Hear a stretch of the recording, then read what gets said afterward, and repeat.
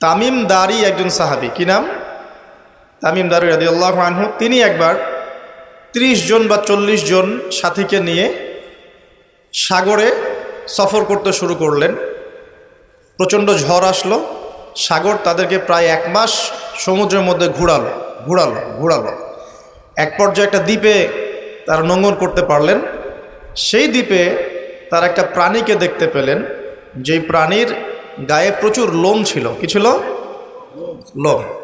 এত বেশি লোমকূপ যে তার চেহারা কোনটা আর পিছন দিক কোনটা এটা আইডেন্টিফাই করা যাচ্ছে না। এবং বিস্ময়কর বিষয় হচ্ছে, এই প্রাণী কথা বলা শুরু করলো। তারা বলল, তোমরা কারা? তারা বলল, আমরা আরব থেকে এসেছি। এরকম কিছু কনভারসেশন হলো। তখন সেই প্রাণী বলল, তোমাদের অপেক্ষা করছে একজন ব্যক্তি, আমার সাথে আসো। তখন এই 30 জন বা 40 জন সাহাবী তারা তামিম দারির সাথে গেলেন। সাহাবী বলছে এই অর্থে যে তারা পরবর্তীতে মুসলিম হয়েছিলেন, এই ঘটনার পরে তারা মুসলিম হয়েছিলেন, আলহামদুলিল্লাহ। তো তারা গিয়ে দেখলেন শেকল দিয়ে একজন ব্যক্তিকে বাঁধা আছে, যেই ব্যক্তি খুবই শক্তিশালী, তাকে শেকল দিয়ে বেঁধে রাখা হয়েছে। এবং সেই ব্যক্তি তাদেরকে জিজ্ঞাসা করছিল, তোমরা কোত্থেকে এসেছো? তামিম দারি রাদিয়াল্লাহু আনহু তিনি বলছেন, আমরা মক্কা থেকে এসেছি, মদিনা মক্কা থেকে এসেছি। কি উদ্দেশ্যে? এই উদ্দেশ্যে, তোমাদের সেখানে একজন ব্যক্তি আছে মুহাম্মদ, তার কি খবর?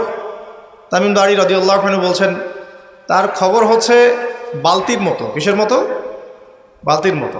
কখনো তিনি বিজয় লাভ করছেন, কখনো আবার মুশরিকরা বিজয় লাভ করছে। মানে বদরের যুদ্ধে তিনি জয়লাভ করেছেন, উহুদের যুদ্ধে আবার মুশরিকরা মুসলিমদেরকে বিপর্যয়ের সম্মুখীন করেছেন। জিজ্ঞাসা করলেন, তাবারিয়া হ্রদ চেনো? তিনি বলছেন, হ্যাঁ চিনি। তাবারিয়া হ্রদে কি পানি আছে? তামিম দারি রাদিয়াল্লাহু আনহু বলছেন, হ্যাঁ পানি আছে। এই ব্যক্তি তখন বলছে, অতি শীঘ্রই সেখানে কোনো পানি থাকবে না। আবার প্রশ্ন করছেন, বাইসানের খেজুর গাছের নাম শুনেছ? তামিম দারি বলছেন, শুনেছে। সেখানে কি খেজুর আছে? তামিম দারি বলছেন, প্রচুর খেজুর আছে। এই ব্যক্তি বলছে যে অতি সত্বর সেখানে কোনো খেজুর থাকবে না। এরকম কিছু কথা বলার পরে তামিম দারি তাকে জিজ্ঞাসা করলেন, আপনি কে? এত প্রশ্ন জিজ্ঞাসা করছেন, তুমি কে? তোমার পরিচয় দাও। তখন এই ব্যক্তি বলছিলেন, আমার পরিচয় তোমরা খুব শীঘ্রই জানতে পারবে। অতি শীঘ্রই আমি এই শেকল থেকে মুক্ত হব এবং পুরো পৃথিবীতে আমি 40 দিন রাজত্ব করব। কতদিন? 40 দিন। তবে মক্কা এবং মদিনায় আমি প্রবেশ করতে পারবো না, কারণ সেখানে প্রবেশ করতে ধরলেই দেখা যাবে আল্লাহর ফেরেশতারা খোলা তরবারি হাতে মক্কা মদিনা পাহারা দিচ্ছে। তবে আমি আমার পরিচয় জানিয়ে দিচ্ছি, আমি হচ্ছি তামিম দারি রাদিয়াল্লাহু আনহু। তিনি এসে এই ঘটনা নবী সাল্লাল্লাহু আলাইহি ওয়াসাল্লামকে বললেন। বলার পরে নবী সাল্লাল্লাহু আলাইহি ওয়াসাল্লাম তার চেহারাটা উজ্জ্বল হয়ে উঠল। তিনি মিম্বরে দাঁড়িয়ে বললেন, আমি কি তোমাদেরকে বলিনি এইরকম একটা সত্তার কথা, এমন একটা ভয়ঙ্কর ফিতনার কথা? সাহাবীরা বলেন, হ্যাঁ আপনি বলেছিলেন। তামিম দারি আজকে সেটাই দেখে এসেছে, তোমাদেরকে সেই ঘটনা সে ব্যক্ত করছে। এখান থেকে আমরা বুঝতে পারলাম যে একটা দ্বীপের মধ্যে বন্দী ছিল বা আছে, হয় ছিল বা আছে। এখন ছিল না এখনো আছে, এর উত্তর খুঁজতে হলে আরেকটা হাদিস দেখতে হবে। এটা কোন হাদিস? সহিহ মুসলিমের। নবী সাল্লাল্লাহু আলাইহি ওয়াসাল্লাম মদিনায় বসবাস করছেন, মক্কা থেকে হিজরত করে মদিনায় এসেছেন। মদিনায় মাশাআল্লাহ তিনি ইসলামিক রাষ্ট্র প্রতিষ্ঠা করেছেন। বদরের যুদ্ধ হয়েছে, উহুদের যুদ্ধ হয়েছে, খন্দকের যুদ্ধ হয়েছে। ইসলামের একটা পুরো খিলাফা স্টেট যেটা আমরা বলি সেটা কায়েম হয়েছে। এর মধ্যে খবর এলো এক মায়ের একটা সন্তান হয়েছে, এই সন্তানটার সাথে যে আলামত এগুলো মিলে যাচ্ছে। ঠিক আছে, এই সন্তানের নাম হচ্ছে ইবনে সাইয়্যেদ। কি নাম? ইবনে সাইয়্যেদ। তো নবী সাল্লাল্লাহু আলাইহি ওয়াসাল্লাম ওমর রাদিয়াল্লাহু আনহু এবং অন্যান্য সাহাবীদের কিনে ইনভেস্টিগেট করতে গেলেন। ইনভেস্টিগেট করতে গিয়ে তাকে ডাকলেন, ইবনে সাইয়্যেদকে ডেকে বললেন, তার চুলগুলো কোঁকড়ানো ছিল চুলের মতোই, চোখের মধ্যে একটু সমস্যা ছিল, কারণ আমরা জানি ডান চোখে একটু সমস্যা থাকবে। আঙ্গুর কালার দেখেছেন? আঙ্গুর, চোখটা অনেকটা আঙ্গুরের মতো হবে, ফোলা। ইবনে সাইয়্যেদের কাঠামোটা মিলে যাচ্ছিল।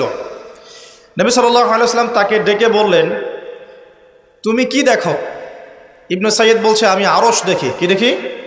আরশ বোঝেন তো? আচ্ছা, এখানে আরশের কথা যেহেতু এসেই গেছে একটা কথা বলে দেই যে নবী সাল্লাল্লাহু আলাইহি ওয়াসাল্লাম একটা হাদিসে বলেছেন, কিতাবুত তাওহীদ গ্রন্থের মধ্যে আছে, আমরা যে পৃথিবীতে বসবাস করছি এই পৃথিবী থেকে প্রথম আসমান মানে পুরো মহাবিশ্ব এর দূরত্ব হচ্ছে 500 বছরের রাস্তা। কত বছর? এভাবে দ্বিতীয় আসমান থেকে তৃতীয় আসমানের ডিস্টেন্স 500 বছরের পথ। কত বছর? এভাবে চতুর্থ, পঞ্চম, ষষ্ঠ, সপ্তম এই 7 আসমানের প্রত্যেক আসমানের ডিস্টেন্স হচ্ছে 500 বছরের রাস্তা। এর উপরে আছে কুরসি। কি আছে? ওয়াসিআ কুরসিয়ুহুস সামাওয়াতি ওয়াল আরদ। আয়াতুল কুরসি পড়েন নাই? আয়াতুল কুরসি ঘুমানোর সময় পড়েন কি? যে ব্যক্তি ঘুমানোর সময় আয়াতুল কুরসি পড়ে সারা রাত আল্লাহর পক্ষ থেকে একজন ফেরেশতা তাকে পাহারা দিবে চান। কিন্তু এই কথা নাসা বিশ্বাস করবে না, এই কথা বিজ্ঞান বিশ্বাস করবে না, কারণ তাকে চোখে দেখা যায় না। তাদের একটা জ্ঞানতাত্ত্বিক দর্শন আছে যেটা আমরা ইউনিভার্সিটিতে পড়ে আসছি দীর্ঘদিন, সেটা হলো যা চাক্ষুষ দেখা যায় না এগুলোতে বিশ্বাস করতে নাই। পরীক্ষা নিরীক্ষা পর্যবেক্ষণের মাধ্যমে যখন কোনো সিদ্ধান্ত পাওয়া যাবে সেটাই জ্ঞান, এছাড়া জ্ঞানের কোনো অস্তিত্ব নাই। স্কুল থেকে শুরু করে পিএইচডি ডিগ্রি পর্যন্ত এই দর্শনের উপর ডিপেন্ড করে শিক্ষা নিচ্ছি আমরা সবাই। এখন যা দেখি না বিশ্বাস করব না। এই কারণে পশ্চিমার আল্লাহকে বিশ্বাস করে না, আল্লাহকে দেখা যায় না। ফেরেশতাকে বিশ্বাস করবে না, বলবে যে বোগাস কথাবার্তা। কোথায় ফেরেশতা দেখা যায়? যা দেখি না বিশ্বাস করবো কেন? আখেরাত দেখি না কেন বিশ্বাস করব? জান্নাত জাহান্নাম দেখি নাই কেন বিশ্বাস করব? জিন জাতি দেখি নাই কেন বিশ্বাস করব? আত্মা বা রুহকে দেখেছেন? রুহ বা আত্মা যেটা নিয়ে চলাফেরা করছেন দেখেছেন? কেন বিশ্বাস? কবরের আযাব কেন বিশ্বাস করব? এই কারণে তাদের দর্শন যেহেতু প্রোটেস্ট্যান্ট ভার্সনের জ্ঞানে বিশ্বাস করে, চাক্ষুষ দর্শন যেটা সেটাই জ্ঞান, এর বাইরে জ্ঞানের কোনো অস্তিত্ব আছে এটা বিশ্বাস করে না। এই কারণেই তারা ইমানের 6 পিলারের কোনো পিলারে বিশ্বাস করে না। আর ইমানের 6 পিলারই কিন্তু গায়েব। গায়েব না? আল্লাহ বিশ্বাস, ফেরেশতায় বিশ্বাস, নবী রাসূলগণ, আসমানি কিতাব, পরকাল, তাকদীর, এগুলো কি দেখা যায়? এমনকি আমরা তো আমাদের নবীজিকেও দেখি নাই, দেখেছি? সাল্লাল্লাহু আলাইহি ওয়াসাল্লাম। আমরা শুধুমাত্র কোরআন দেখছি এবং হাদিসের গ্রন্থগুলো দেখছি, এর বাইরে কিন্তু আমরা কিচ্ছু দেখছি না। তো তারা আবার পরিকল্পিতভাবে তাদের দর্শনটাকে প্রতিষ্ঠা করার জন্যে এবং আমরা যে গায়েবে বিশ্বাস করি এই দর্শনটাকে এলিমিনেট, বাতিল করার জন্যে কিছু শব্দ চালু করেছে। একটা শব্দ মৌলবাদী, একটা শব্দ ধর্মান্ধ। থামেন, ঠিক বেঠিক বলার দরকার নাই, ঠান্ডা মাথায় লেকচার শোনেন। কারণ কোরআন সুন্নাহর কথা ঠিক বললেও ঠিক, না বললেও কি ঠিক কিনা বলেন? মাশাআল্লাহ। আচ্ছা, পশ্চিমারা তাদের দর্শনটাকে বাস্তবায়ন করার জন্য যে আমরা চোখে যা দেখি তাই বিশ্বাস করব, এর বাইরে কিছুই বিশ্বাস করব না, এই দর্শনটাকে সাবিত করার জন্যে এবং আমাদের যে গায়েবে বিশ্বাস, অদৃশ্যে আমরা বিশ্বাস করি, এটাকে এলিমিনেট, বাতিল করার জন্য এই শব্দ দুটো চালু করেছে। যখন আপনি বলবেন আমি বিনা বাক্য ব্যয়ে আল্লাহকে বিশ্বাস করি, মালায়েকা বিশ্বাস করি, নবী রাসূল বিশ্বাস করি, পরকাল, কবরের আযাব, জান্নাত জাহান্নাম সব বিশ্বাস করি, তারা আপনাকে বলবে আপনি ধর্মান্ধ। কারণ আপনি অন্ধভাবে বিশ্বাস করছেন। তো আপনি অন্ধভাবেই বিশ্বাস করছেন। তো আপনি কি প্রমাণ করতে পারবেন জিন জাতির অস্তিত্ব? আপনি কি ল্যাবরেটরিতে বসে বসে, আমরা যে ফিজিক্স, কেমিস্ট্রি, বায়োলজির ল্যাবরেটরিতে করেছি না প্র্যাকটিক্যাল, এই প্র্যাকটিক্যাল কাজগুলোর মধ্য দিয়ে কি আপনি আত্মার অস্তিত্ব প্রমাণ করতে পারবেন নাকি? যারা হার্ট স্ট্রোক করে মারা যাচ্ছে, হচ্ছে না, আমরা কি বলছি? হৃদযন্ত্রের ক্রিয়া বন্ধ হয়ে মারা গেছে, ইন্না লিল্লাহি ওয়া ইন্না ইলাইহি রাজিউন, মাইকিং করে বেড়াচ্ছে, তাই না? হৃদযন্ত্রের ক্রিয়াটা বন্ধ হলো কিভাবে? এর ভিতরে কিছু একটা তো ছিল যেটা এখন নাই। একটা ডেড বডির মধ্যে কিছু একটা নাই যেটা একজন জীবিত মানুষের দেহের মধ্যে আছে। আপনার দেহে কি আছে যেটা একটা মৃত মানুষের দেহে নাই? বলেন কি নাম এটার?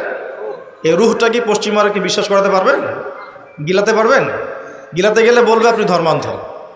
কথা বোঝার চেষ্টা করেন কেন তারা শব্দগুলো ছড়িয়ে দিয়েছে। আর যখন আপনি এই মৌলিক বিষয়গুলো মেনে চলবেন তখন আপনাকে বলবে মৌলবাদী হয়ে গেছে। অথচ এই মৌলিক বিষয়গুলো মেনে না চললে কিন্তু আপনি মুসলিমই হতে পারছেন না। কেউ যদি আত্মায় বিশ্বাস না করে, জিন জাতিতে বিশ্বাস না করে, আপনার আল্লাহ অদৃশ্য বিশ্বাস না করে, আখেরাত অদৃশ্য জগৎ বিশ্বাস না করে, জান্নাত জাহান্নাম, কবরের আযাব, মিজান পুলসিরাতে বিশ্বাস না করে, সে কি মুসলিম হতে পারবে কিনা বলেন দেখি এবার। তাহলে মুসলিম হতে হলে আমাকে আল্লাহর কথা, আল্লাহর বাণীকে চোখ বন্ধ করে বিশ্বাস করতেই হচ্ছে। কোনো কোনো ক্ষেত্রে আল্লাহ পাকের আদেশের সামনে আত্মসমর্পণ করতে হচ্ছে বিনা বাক্য ব্যয়। এক্সাম্পল দিচ্ছি, এই যে ইব্রাহিম আলাইহিস সালামের ছেলেকে বলেছিলেন আল্লাহ পাক, বলেছিলেন, যার ফলশ্রুতিতে আমরা ঈদুল আজহা পালন করি না।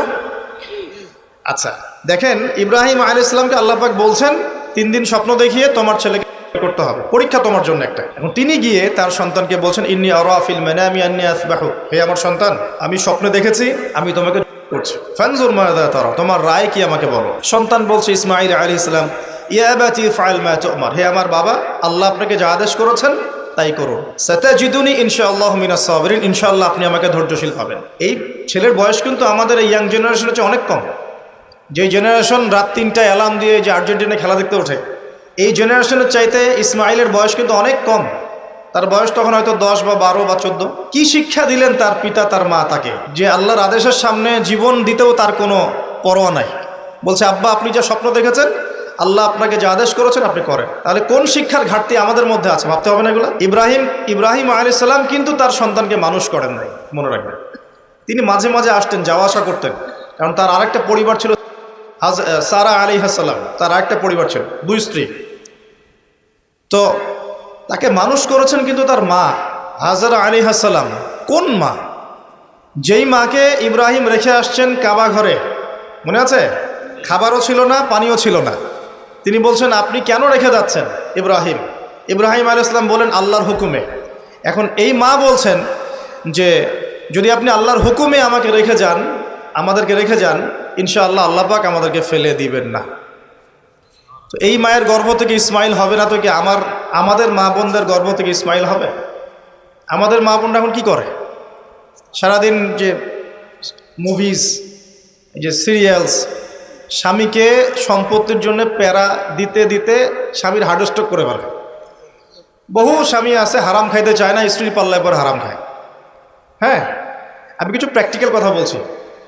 বহু স্বামী আছে হারাম খেতে চায় না, সন্তান সন্ততির স্ত্রীদের চাপে পড়ে তাকে 2 নাম্বারই করতে সে বাধ্য হয়। কেন করে? পরিবারের জন্য করে। আমরা কিন্তু বোকা পুরুষ মানুষ, আমরা যারা আছে আমরা কিন্তু আসলে বোকা জাতি, জানেন? আমার বয়স অনেক কম যদিও আপনাদের চাইতে, তবে আমি কিছু বিষয় ফিল করেছি আমার লাইফে, যেটা আমি মনে করি আলহামদুলিল্লাহ আল্লাহ পাক আমাকে নিয়ামত দিয়েছে। যেমন আমি ফিল করেছি আমার লাইফে যে মানুষের আল্লাহ ছাড়া আপন বলতে কেউ নাই, এটা আমি ফিল করেছি। আল্লাহ পাক ছাড়া একজন মানুষের সত্তাগত আপন, আপনার সত্তা আত্মাগত আপন বলতে আসলে কেউ নাই পৃথিবীতে। যারা আছে আমাদের আশপাশে সবাই সবার স্বার্থে থাকে, সবাই সবার প্রয়োজনে থাকে। প্রয়োজন শেষ হলে আপনাকে চিনবেও না নাকি। আমি যখন ইন্তেকাল করব, এমন হবে 40 দিন পর কেউ আমাদের কবর জিয়ারত করবে কিনা সন্দেহ আছে। এগুলো বাস্তবতা। আর আমরা বোকা কেন জানেন? আমরা এই দুনিয়ার মানুষদের স্বার্থেই, আমার আশপাশের মানুষগুলোর স্বার্থেই সারা জীবন আল্লাহর বিরুদ্ধে চলি, হারাম খাই, সুদ খাই, ঘুষ খাই, দুর্নীতি করে ওদের মুখে হাসি ফোটানোর জন্য।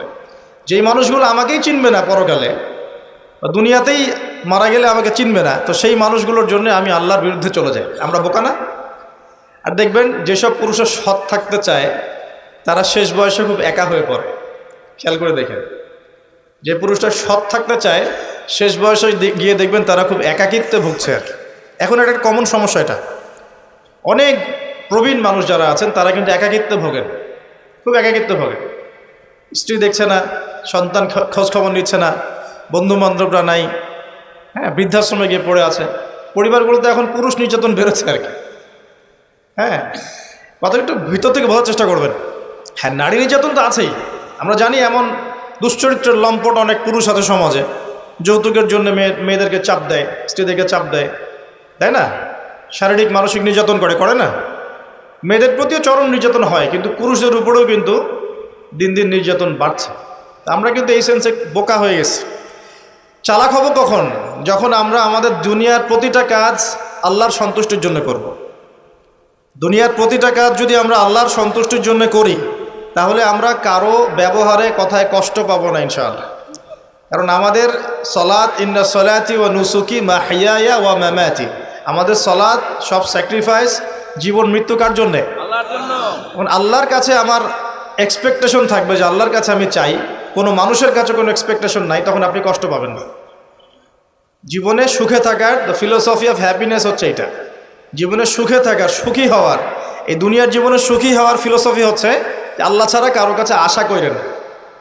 এবং আল্লাহ ছাড়া অন্য কারোর জন্যে কোনো কিছু করতে চান না, আল্লাহকে সন্তুষ্ট করার জন্য করতে চান, ইনশাআল্লাহ আল্লাহ পাক আপনাকে সব কিছুই দিবে ইনশাআল্লাহ। সম্মান, মর্যাদা, প্রতিপত্তি, মানুষের ভালোবাসা সবই পাবেন যদি আপনি আল্লাহর হয়ে যান। আমি একটু ভিতরে চলে আসছি আর কি, বাইরে আসে আবার আসেন। তো এই যে কুরসির কথা বলছিলাম, আয়াতুল কুরসি কেন তেলাওয়াত করবেন? কারণ রাত্রেবেলা একজন মালাক বা ফেরেশতা আপনাকে পাহারা দিবে ইনশাআল্লাহ। আর পশ্চিমাদের দর্শন বলে দিলাম, ওরা কিন্তু এই অদৃশ্যের জগতে বিশ্বাস করে না। এই কারণে আমরা যারা অদৃশ্যের জগতে বিশ্বাস করি, আমাদেরকে এইসব সাম্প্রদায়িক শব্দ দিয়ে তারা সারা বিশ্বের বুকে আন্ডারএস্টিমেট করার চেষ্টা করেছে। এগুলো ধরতে হবে এগুলা। সামনে আসেন। এখন কুরসির পরে কি আছে? এই কুরসির উপরে আছে একটা মহাসাগর। কি আছে? মহাসাগর। নাসা কি বলেছে এখন পর্যন্ত? এই জন্য আমরা কেউ বিশ্বাস করি না। কালকেই যদি দেখবেন নাসা বলে দেয় হ্যাঁ একটা মহাসাগরের সন্ধান পাওয়া গেছে, পৃথিবী থেকে লক্ষ কোটি আলোকবর্ষ দূরে, নাম দিয়ে দিল যে .FM0000mm2, একটা নাম দিয়ে দিল। ওরা তো এরকম নাম দেয় আর কি, তাই না? বাস তখন কিন্তু দেখবেন সারা বিশ্বের মানুষ চোখ বন্ধ করে বিশ্বাস করবে কি না?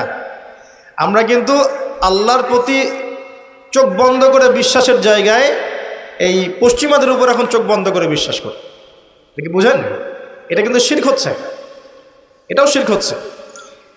তো একটা কথা মিস করে গেছি, ইব্রাহিম আলাইহিস সালাম করার যে পরীক্ষায় পড়েছিলেন তখন কিন্তু তিনি প্রশ্ন করেননি আল্লাহকে, আল্লাহ একজন মাসুম বাচ্চাকে কেন করব, এর পিছনে যুক্তি কি, এর পিছনে বিজ্ঞান কি, এর পিছনে দর্শন কি, প্রশ্ন করেছিলেন? তিনি একদম সামি'না ওয়া আতা'না, আল্লাহ পাক আদেশ করেছেন, চোখ বন্ধ করে পালন করতে গিয়েছে। ইব্রাহিম আলাইহিস সালাম অন্ধভাবে আল্লাহর আদেশ মেনে চললেন না?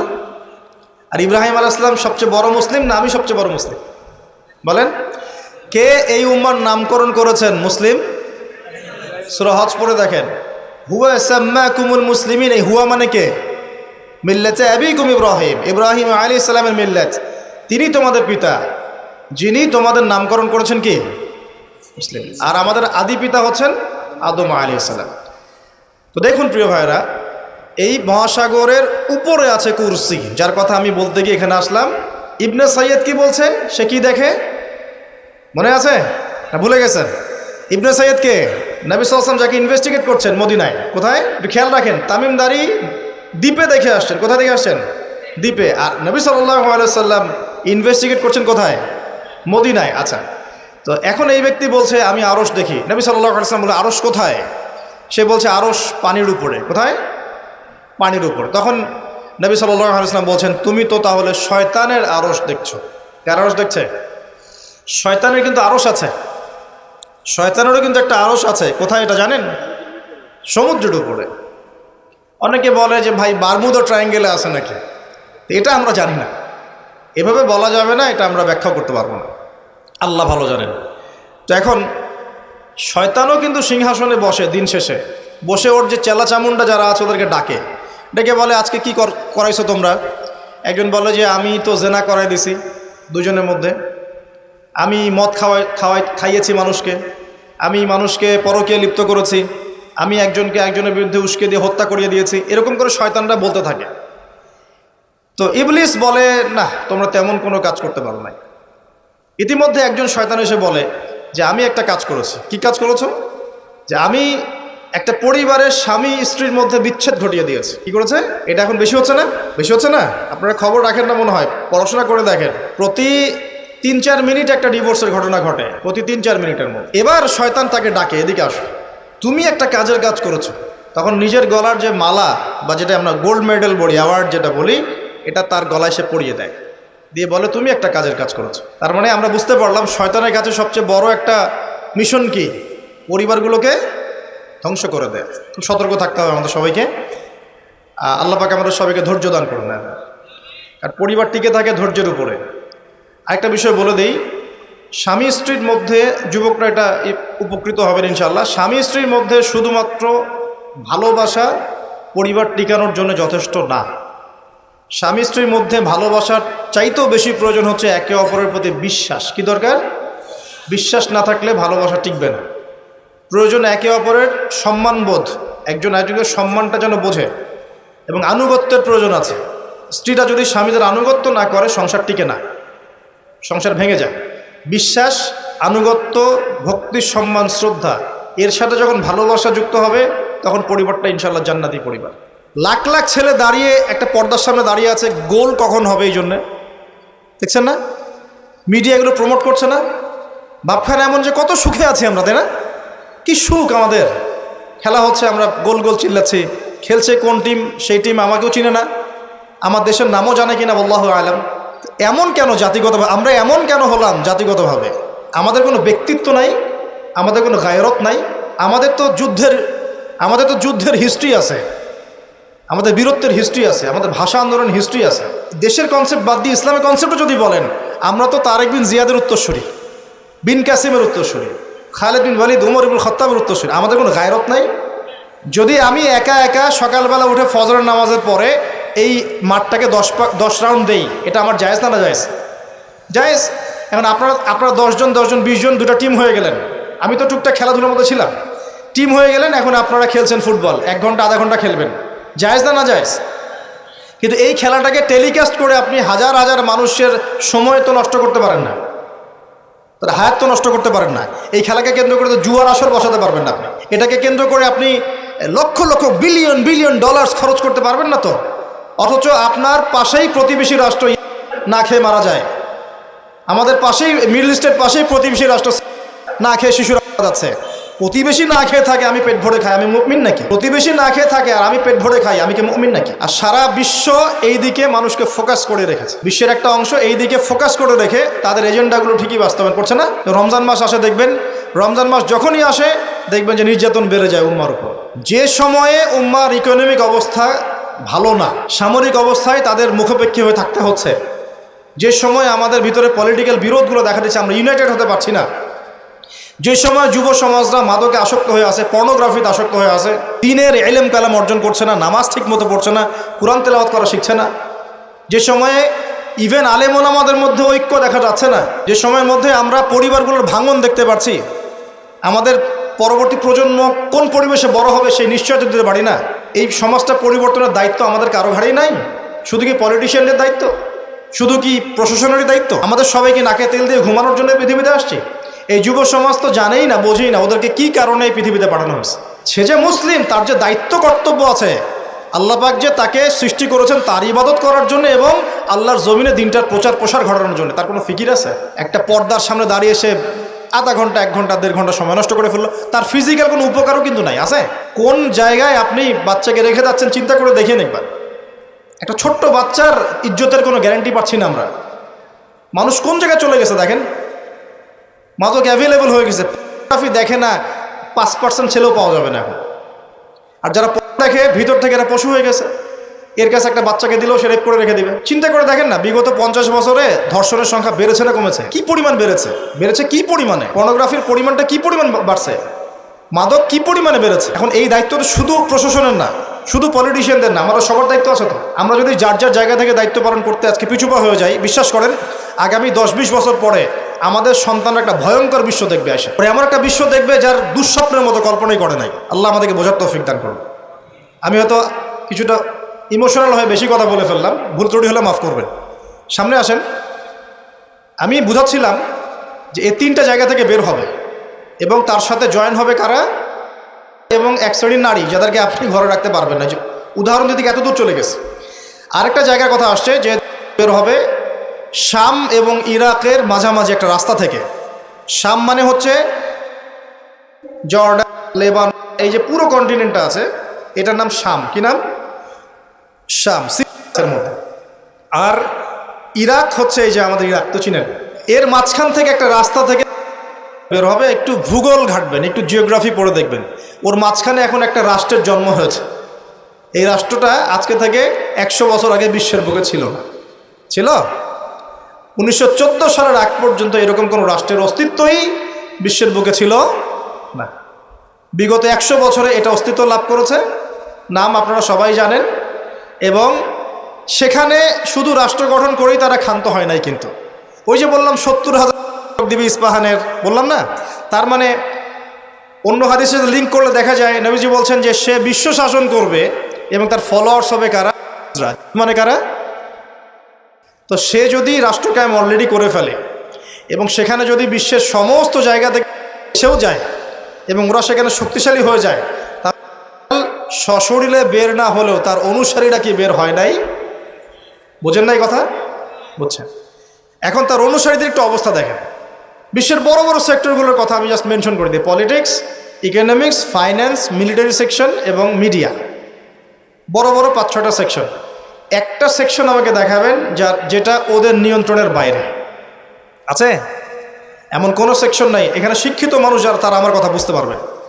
বিশ্বের এমন কোনো সেকশন নাই যেটা ওদের নিয়ন্ত্রণের বাইরে। ইভেন এই যে প্রযুক্তিগুলো আমরা ইউজ করছি এগুলো সব কিছু ওদের নখদর্পণে আছে। এখন আমাকে একটা কোয়েশ্চেনের উত্তর দেন যে যদি আপনি বিশ্ব রুল করতে চান তাহলে আপনাকে বিশ্বের এই বড় বড় সেকশনগুলোকে রুল করতে হবে না? শ্রীলঙ্কা কি পারবে বিশ্বের অর্থনীতিকে নিয়ন্ত্রণ করতে? পারবে না, কারণ তার নিজের কোনো ইকোনমিক বেস নাই। পারবে কি? পারবে সারা ওয়ার্ল্ডের পলিটিক্সকে নিয়ন্ত্রণ করতে? পারবে না। মনে করেন কি পারবে সারা বিশ্বের ফাইন্যান্স এগুলো নিয়ন্ত্রণ করতে পারবে? সেখানে তো মানুষ অনুদানের উপর তারা চলছে না, তাদের তো জানমালের নিরাপত্তাই নাই। তার মানে যে বা যারা বিশ্ব শাসন করবে এবং তার অনুসারীরা তাদেরকে বিশ্বের বড় বড় সেকশনগুলো তো রুল করতে হবে, তাই নয় কি? সশরীরে বের না হলেও, সে সশরীরে না আসলেও তার ফলোয়ার্স যারা তারা কিন্তু অলরেডি রাষ্ট্র কায়েম করেছে, বিশ্বের বড় বড় সেকশন নিয়ন্ত্রণও করছে এবং ঐক্যবদ্ধ হয়েছে, রাজধানীও ঘোষণা করে ফেলেছে। এবার কি মিলাতে পারছেন কথা যে কোন দিকে আমি ফোকাস করছি? এবার আসেন, তাদের সাথে লড়াই করার ক্ষমতা সবার থাকবে না, এটাও সত্য। কারণ আসবে সে তাদেরকে নিয়ে বিশ্বের 40 দিন পুরো ম্যাসাকার করবে, পুরো বিশ্বটাকে 40 দিন সে শাসন করবে। যার প্রথম দিনটা হবে 1 বছরের সমান। কত বছর? কিভাবে হবে আল্লাহ জানেন, আমি ব্যাখ্যা করতে পারবো না। দ্বিতীয় দিন হচ্ছে 1 মাসের সমান, তৃতীয় দিন 1 সপ্তাহের সমান, তারপরের দিনগুলো আমাদের দিনের মতোই। কথা বুঝতে পারছেন? সে কি করবে? সে নিজেকে খোদা দাবি করবে। সে বলবে সেই খোদা আল্লাহ, এবং তার 1 হাতে জান্নাত 1 হাতে জাহান্নাম থাকবে। এই যে এই 1 হাতে জান্নাত মানে কি সত্যিকারের জান্নাত? ওই যে 2 2 4 যারা মিলায় বলবে হ্যাঁ সত্যিকারের জান্নাত। একটা বাহন থাকবে, গাধা বলা হয়েছে, যার বিশাল ডানা থাকবে, যে ডানার নিচে বহু মানুষ আশ্রয় নিতে পারবে, এবং সেই ডানাতে সে আকাশে চড়ে বেড়াবে। আকাশে উড়ে এমন কোনো গাধা আছে নাকি? আছে?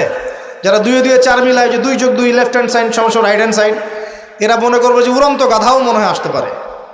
আর যারা ইন্টেলেকচুয়াল থিঙ্কিংস রাখেন তারা বুঝবেন যে হতে পারে এটা এমন কোনো প্রযুক্তি যেটা দিয়ে সে আকাশকে নিয়ন্ত্রণ করবে। হতে পারে অত্যাধুনিক কোনো এয়ারক্রাফট, আল্লাহ ভালো জানেন।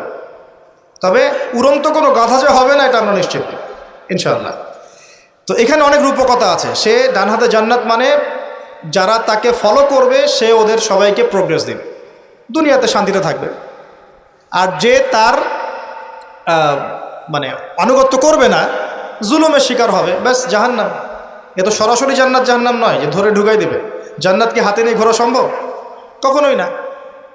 তো এমনও একটা হাদিস আসছে যে সে একটা কওমের কাছে গিয়ে দাঁড়াবে, বলবে আমার উপর ঈমান নিয়ে আসো। কওম বলবে আমরা তোমাকে মানি না, এরা মুমিন হবে, মুসলিম হবে, আমরা তোমাকে মানি না।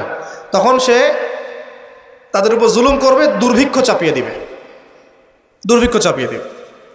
আরেকটা কওমের কাছে যাবে, বলবে আমাকে কি তোমরা রব হিসেবে মানো? তারা বলবে হ্যাঁ মানি। তখন তাদেরকে সে প্রোগ্রেস দিবে। দেখবেন আকাশকে আদেশ করবে বৃষ্টি হও, বৃষ্টি হবে, ফসল ফলো, ফসল ফলবে। গুপ্তধনগুলো বের করে ওদের হাতে দিয়ে দিবে। মানে আমি বুঝাতে পারবো না যেটা কত বড় ফিতনা। পৃথিবীতে চলমান সমস্ত ফিতনাগুলোকে একত্রিত করলে মান হবে না, তবে তার শাসনটা চিরস্থায়ী হবে না। আলহামদুলিল্লাহ, তার এবং তার ফলোয়ার্সদের শাসনটা চিরস্থায়ী হবে না। তারা যে মনে করে বসে আছে যে এই সত্যিকারের, সে সত্যিকারের তারাই করার চেষ্টা করেছিল। তার নাম কি? ঈসা আলাইহিস সালাম। তিনি হচ্ছেন সত্যিকার। আল্লাহ পাক তাকে উঠিয়ে নিয়েছেন, তাকে আল্লাহ পাক নামাবেন দামেশকে, এবং তার হাতেই এই মিথ্যা মাসিহের মৃত্যু লেখা আছে ইনশাআল্লাহ তাআলা। এবং তারপর ঈসা আলাইহিস সালাম তার ফলোয়ার্স বা তার অনুসারীদেরকে নিয়ে বিশ্বের শান্তি প্রতিষ্ঠা করবেন ইনশাআল্লাহ। এটা সামনে আছে, মানে ইতিহাস শেষ হবে, সভ্যতা শেষ হবে নবী ঈসা আলাইহিস সালামের হাতে। এটা কত বছর বাকি আছে এটা আমরা বলতে পারবো না।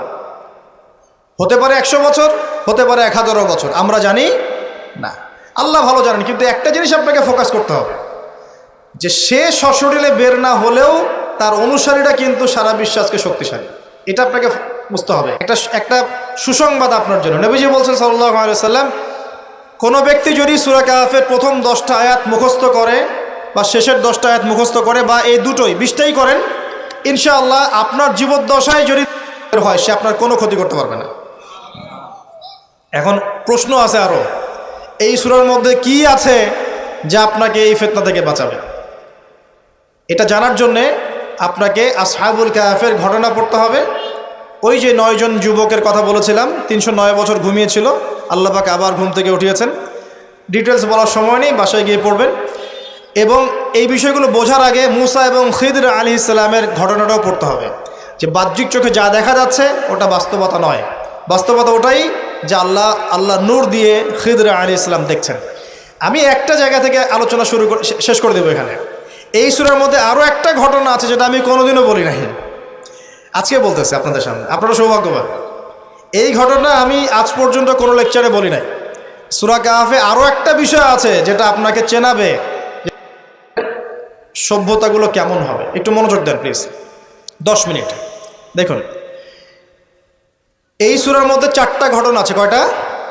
একটা হচ্ছে আসহাবুল কাহফের, একটা যুলকারনাইন আলাইহিস সালাম, একটা মুসা এবং খিদর আলাইহিস সালামের, আর একটা হচ্ছে এই ঘটনা, 2 বন্ধুর ঘটনা যা আমি কোনো লেকচারে এখনো বলি নাই। আল্লাহ পাক এই সূরার মধ্যে একটা বিস্ময়কর ঘটনা বলছেন। 2 বন্ধুর। কয়জন বন্ধু?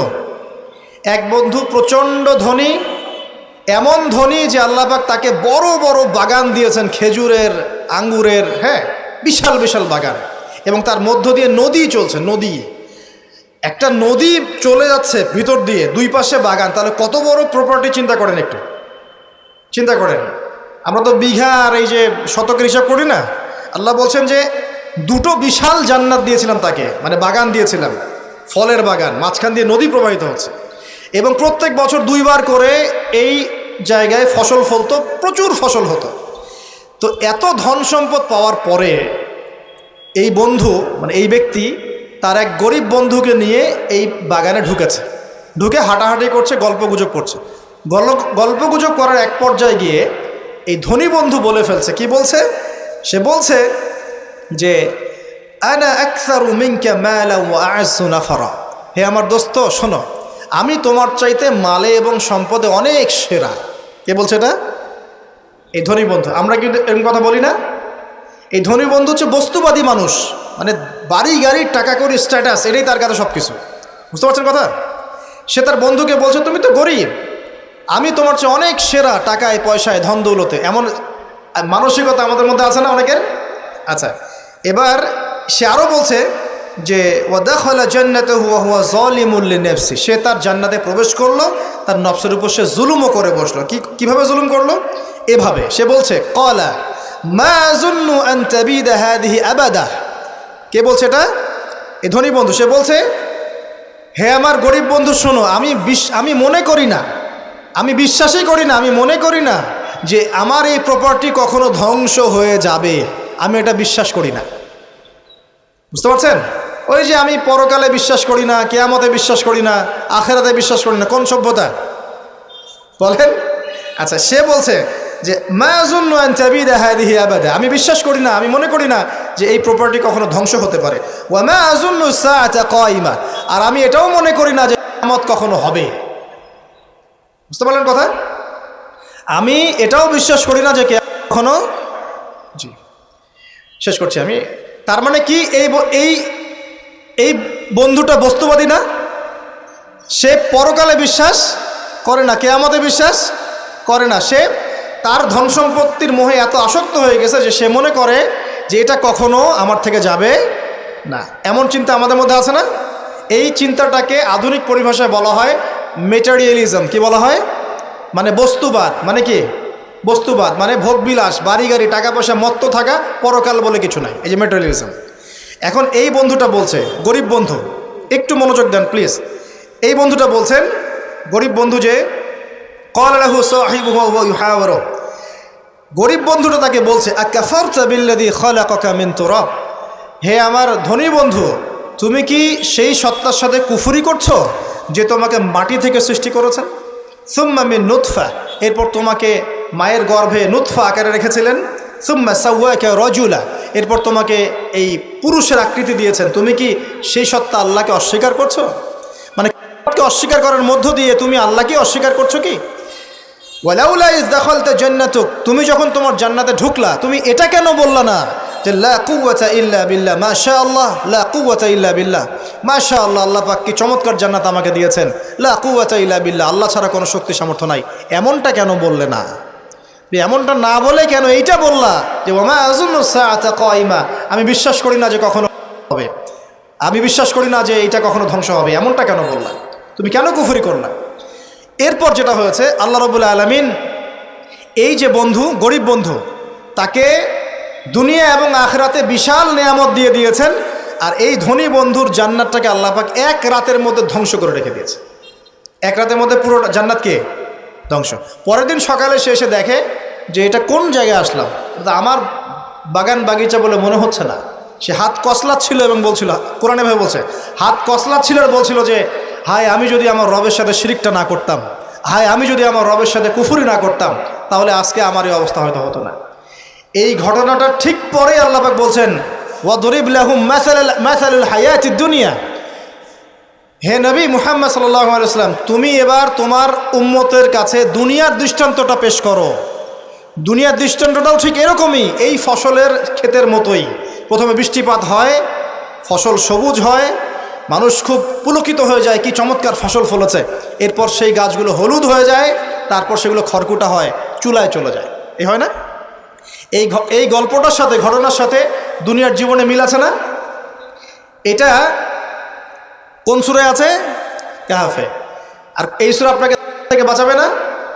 এখানে আপনার হেদায়েত শোনেন। এবং তার অনুসারীরা এবং ওই সমসাময়িক ফিতনাময় যুগে বেশিরভাগ মানুষ বস্তুবাদী হয়ে যাবে, হয়ে যায় নাই? এবং বেশিরভাগ মানুষ এই দুনিয়ার ধন সম্পদ চাকচিক্যের মোহে পড়ে যাবে, পড়ে নাই? পড়েছে কি না? পড়েছে। এবং শুধু তাই নয়, তারা পরকালীন কনসেপ্টগুলোকে অস্বীকার করা শুরু করবে। ওই যে বললাম, আল্লাহ, ফেরেশতা, মালায়েকা, আখিরাত, এগুলো কিছু বিশ্বাস করবে না, মানুষকে ধর্মহীনতার দিকে নিয়ে যাবে। এটা নিয়ে যাচ্ছে না? এই তিনটা জিনিস খুব চলছে সমাজে এখন। একটা হচ্ছে এলিমিনেশন, মানে আল্লাহর কনসেপ্টটাকে বাদ দিয়ে দেওয়া। একটা হচ্ছে মেটারিয়ালিজম, মানে বস্তুবাদিতা। একটা হচ্ছে চ্যালেঞ্জ এগেনস্ট রিলিজন, ধর্মর এগেনস্টে চ্যালেঞ্জ করা। এগুলো চলছে না এখন? দেখুন, দাজ্জালের সভ্যতায় এগুলো হবে। এর সাথে আপনার বর্তমান সময়ের মিল কোথায়? মিল হচ্ছে, দেখুন, এই বিউটি কন্টেস্ট বলেন, আপনার ওয়ার্ল্ড কাপ বলেন, আপনার এই ইভেন্টসগুলো বলেন, ফ্যাশন শোজগুলোর কথাই বলেন, অপসংস্কৃতির কথাই বলেন, পর্নোগ্রাফির কথাই বলেন, এই মাদকের ভয়াল খাবার কথা বলেন, যে কোনো দিকে তাকান, এগুলোর প্রত্যেকটার উদ্দেশ্য দুনিয়া নয় কি? শুধু দুনিয়া না, পরকালীন কোনো স্বার্থ আছে? এগুলো করে পরকালে একটা নেকি হবে, কেউ দলিল দিতে পারবে কোরআন শোনা থেকে? তার মানে এই সমাজটা, এই সভ্যতা কি করেছে? দলে পুরো সভ্যতাকে গড়েছে এবং বস্তুবাদিতার দিকে মানুষকে প্রবৃদ্ধ করেছে। শুধু তাই নয়, যেগুলোর পরকালীন কোনো স্বার্থ নাই এই কাজগুলোকে প্রমোট করেছে এবং যুব সমাজ, মুসলিমদেরকে স্পেশালি এগুলোতে মত্ত করে রেখেছে, রাখে নাই? আল্লাহ পাক এখন বলছেন, জেনে রাখো, তোমরা জেনে রাখো, ইন্নামাল হায়াতুদ দুনিয়া লাইবুন ওয়া লাহুন, এই দুনিয়ার জীবনটাই খেলতামাশা, প্রতারণা। ওয়া যিনাতুন ওয়া তাফাখুরুন বাইনাকুম ওয়া তাকাসুর, একে অপরের প্রাচুর্য, ধন সম্পদের প্রতিযোগিতা ছাড়া কিচ্ছু না। ওয়ামাল হায়াতুদ দুনিয়া ইল্লা মাতাউল গুরুর, এই দুনিয়ার জীবনটা প্রতারণা ছাড়া কিচ্ছু নয়। আল হাকুমুত তাকাসুর হাত্তা যুরতুমুল মাকাবির, তোমরা প্রাচুর্যের মোহে মোহাচ্ছন্ন হয়ে আছো যতক্ষণ পর্যন্ত না তোমরা কবরে শায়িত হচ্ছ। কাল্লা সাউফা তা'লামুন, অবশ্যই তোমরা জানতে পারবে, কোশ্চিনকালেও নয়, অবশ্যই তোমরা জানতে পারবে। কাল্লা লাতুসআলুন্না ইয়াওমাইযিন আনিন নাঈম, তোমাদেরকে কিয়ামতের দিনে নিয়ামতগুলো সম্পর্কে জিজ্ঞাসিত হতে হবে। সূরা কাহফেই এই হেদায়েতটা আছে। এই দুই বন্ধুর ঘটনা আপনাকে দেখাবে কিভাবে বস্তুবাদী সভ্যতা এবং আল্লাহভীরু সভ্যতার কনফ্লিক্ট হয়। সর্বশেষে আল্লাহর অনুগত সভ্যতার জয় হয়েছে, বস্তুবাদী সভ্যতাকে আল্লাহ পাক ধ্বংস করে দিয়েছেন না? দিয়েছেন। এবং এই ঘটনার পরেই দুনিয়ার জীবনের দৃষ্টান্ত দেওয়া হয়েছে, যে দুনিয়ার জীবনটাকে আল্লাহ পাক বলেছেন খেলতামাশা, প্রতারণা ছাড়া কিছুই নয়। হ্যাঁ, কেউ যদি বলে খেলাধুলার কোনো দলিল কোরআনে আছে কি না, আমি বলবো হ্যাঁ আছে। আল্লাহ পাক বলেছেন, ওয়ামা হাযিহিল হায়াতুদ দুনিয়া ইল্লা মাতাউল গুরুর ই'লামু আন্নামাল হায়াতুদ দুনিয়া লাইবুন ওয়া লাহু, অতএব খেলাধুলার দলিল কোরআনে আছে। আল্লাহ পাক বলছেন দুনিয়ার জীবনটাই তোমাদের খেলাধুলার প্রতারণা, ধোঁকা। কি বুঝলেন? এই দুনিয়ার জীবনটাই হচ্ছে খেলাধুলা, প্রতারণা, মোহ এবং ধোঁকা, এবং তোমাদের পারস্পরিক চাকচিক্যের প্রতিযোগিতা ছাড়া কিচ্ছু নয়। এখন এই সভ্যতার দিকে তাকাবেন চোখ কান খোলা রেখে, যে যত রকম ফাহেসা কাজগুলো মিডিয়া দিয়ে প্রমোট করা হচ্ছে, এগুলোর মূল উদ্দেশ্য হচ্ছে দুনিয়া, এবং মুসলিম যুবকদেরকে এবং উম্মাকে তাদের মূল উদ্দেশ্য থেকে সরিয়ে দেওয়ার চেষ্টা করা। আমাদের মূল উদ্দেশ্য কি? এক, আমাদের মূল উদ্দেশ্য ছিল জ্ঞান অর্জন করা। মূল উদ্দেশ্য ছিল জ্ঞান অর্জন করে আমল করা, আল্লাহ পাকের জমিনে দ্বীনের প্রচার করা। আমাদের পৃথিবীর মূল উদ্দেশ্য ছিল কি? পারিবারিক আদর্শ ঠিক করা, সন্তানদেরকে মানুষ করা, সমাজের কাঠামো ঠিক করা, হালাল খাওয়া, দ্বীনের দাওয়াতি কাজ করা, আল্লাহর জমিনে দ্বীনটাকে প্রচার করা, প্রসার করা, প্রতিষ্ঠার চেষ্টা করা। এগুলো আমাদের মূল উদ্দেশ্য ছিল। এখান থেকে সরিয়ে এনে আমাদের সবার চোখকে এখন বিভিন্ন আমোদ প্রমোদ ফুর্তির দিকে ফোকাস করে রাখা হয়েছে, এবং এর ফলশ্রুতিতে আমরা আমাদের দুনিয়াতে আসার উদ্দেশ্যটা কিন্তু ভুলে গেছি। প্রিয় ভাইয়েরা, সতর্ক থাকবেন। যে বিষয়টা যতটুকু লিমিট আছে, এই লিমিট ক্রস করতে যাবেন। যতটুকু করা জায়েজ আছে এতটুকু করবেন, যেগুলোতে জায়েজ নাই সেগুলো জায়েজ না। আল্লাহ রাব্বুল আলামিন আপনাদের সবাইকে ইসলামের বেসিক বিষয়গুলোর উপর টিকে থাকার তৌফিক দান করুন।